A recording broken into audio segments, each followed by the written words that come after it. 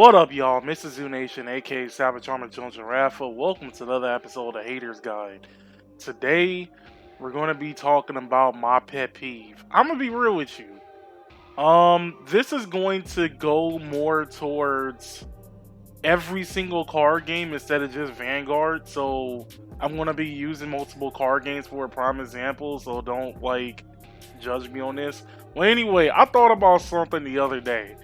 I was thinking of what would be my pet peeve in general, like when it comes to card games, because I've been watching some videos where people talk about their pet peeves and all that, and they necessarily don't talk about like anything outside of like the usual shit. And at first, when I was thinking about this for card games, I was like, oh, well, it's pretty simple. People who don't read their cards, like one and done it.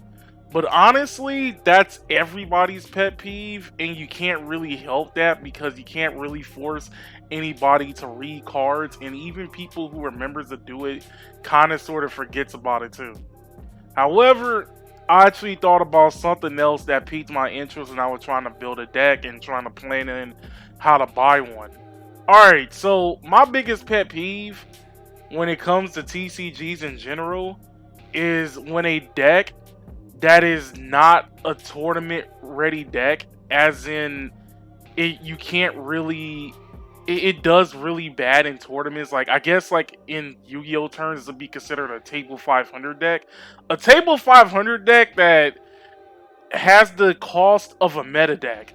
Like, honestly, that pisses me off the most when you know for a fact that a deck doesn't really have any tournament value in it whatsoever, but you have to pay tournament value money for said deck.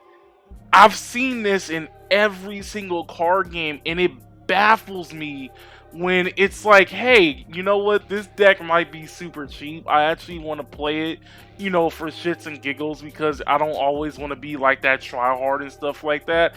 And then for some odd ass reason, there's like a $500 price tag on the fucking deck, and I'm sitting here like, why? Why is this even a thing? Why is this a deck that I know for a fact that this is going to go against any meta deck, is going to get its ass blown out, and all of a sudden it is stupidly expensive to build a deck knowing that it has no tournament value whatsoever? I'll give you a prime example. In Yu-Gi-Oh, I had to actually ask my friend this because he actually bought the cards before, like when it first came out. But Dragon Maidens, when they first came out, was a $300 deck for the fucking core. And I'm sitting here like, but the deck is ass. Why is it so expensive for a deck that's ass? But then you also gotta remember, an unspoken rule in the secondary market is a thing called waifu tax. For those who is not familiar with what waifu tax is because somebody want to stick their dick in a card. The card is instantly stupidly expensive for no apparent reason because of the fanfare and all this other stuff. And I'm sitting here like, really? Really? So you just gonna let your dick dictate the secondary market? Is that how we doing it? Is that what's good in the hood? Is that what we all about? No, this ain't it, fam. This is not it. I'ma just be real with you on that. And it's like, this exists in nearly every single card game. I'ma just be real with you on that. It exists in nearly every card game, not just Yu-Gi-Oh. But I'm just sitting here like, if this deck is going to instantly lose to 90% of decks that is currently in the meta, why am I paying $500 for it? Now, granted, I kind of didn't really want to buy it, like, per se, because I know it's supposed to be a nod to Miss Kobayashi's Dragon Maid. But at the same time, it's like, it shouldn't be that expensive when you really think about it. It should not be that expensive. If it's just going to be like a fanfare cards and stuff like that. Now everything is reprinted, so it's a lot cheaper. Thank the Lord, but still, I'm just all like, why is this stupidly expensive? Like another one for Yu-Gi-Oh! I would definitely have to. Okay, actually, I'm gonna be real with you. This is 50-50 because there will be times where this deck is actually meta. Harpy Ladies. Harpy Ladies every once in a while will end up like as a viable like rogue deck, or it'll end up as like a viable meta deck at sometimes. But 90% of the time it is never in the meta, yet you are paying a shit ton of money for the deck for no apparent reason. I'm sitting here like, why? I don't. It's like I honestly don't understand that either. I don't understand why like this deck is really now. Granted, it is like a very popular deck, especially when it comes to like OG Yu-Gi-Oh fans. But like, let's be real, 90% of OG Yu-Gi-Oh fans is either playing like Blue Eyes, Dark Magician, or I don't know, man. Maybe Red Eyes, but not really. Like some people play Red Eyes, but it's like a very select few, but mainly just like Dark Magician and Blue Eyes, like especially Blue Eyes. Like let's just be real on that. But Harpy Ladies, I don't think so. All right, moving on to like Card Fight Vanguard. I would definitely can vouch for this. Back when I first started the game in 2014, there was a deck.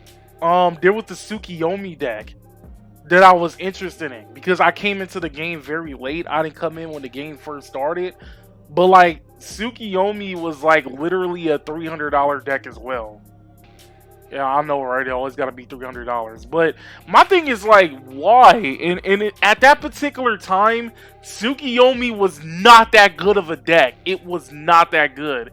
It was already, it was already past its prime. Like, cause I did see that it was a meta deck at one particular point, but it was past its prime. It was at a particular point where it really wasn't doing much, and I'm just sitting here like, why is this cost so much money for no apparent reason? Like literally outside of like Silent Time was the only one that I was like, hey man, okay, I can understand Silent Time being dummy expensive, but like the expensive card wasn't even the grade 3, it was the grade 2, and I'm sitting here like, no way in hell am I paying almost $100 for a playset of a grade 2. Fuck no. I'ma just be real with you on that.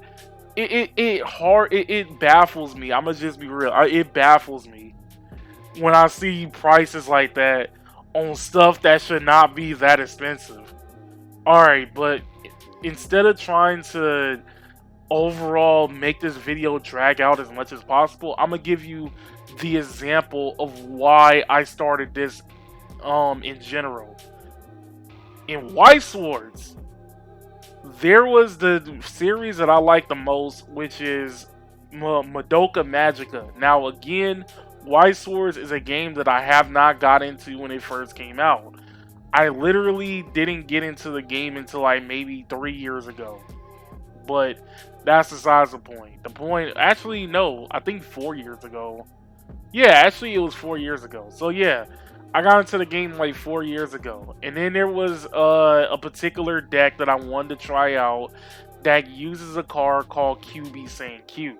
Now, this card in particular has the ability of playing as many copies as you want into the deck. So it was like you play 42 copies and the other 8 is like climaxes. And I was like, cool beans. I'ma actually try to build this deck and whatnot. But guess what happened? Because this card came from a set that has no plans of a reprint anytime soon, and because the set is really old, despite it being a common, it is a $5+ card. Which means if I was to build this deck of 42 copies of this same card, it would come up to over $200 fucking dollars for a common card, for a card that has no tournament value whatsoever, that is definitely losing to anybody playing meta. Why in the fuck am I paying $200 for a fun deck? That is dumb as hell when you really think about it. So yeah, honestly, my pet peeve when it comes to card games in general is fun casual deck costing tournament levels money. My name is Mrs. Zoo Nation, aka Cyber Charmer Jones Rafa. This has been the Haters Guide.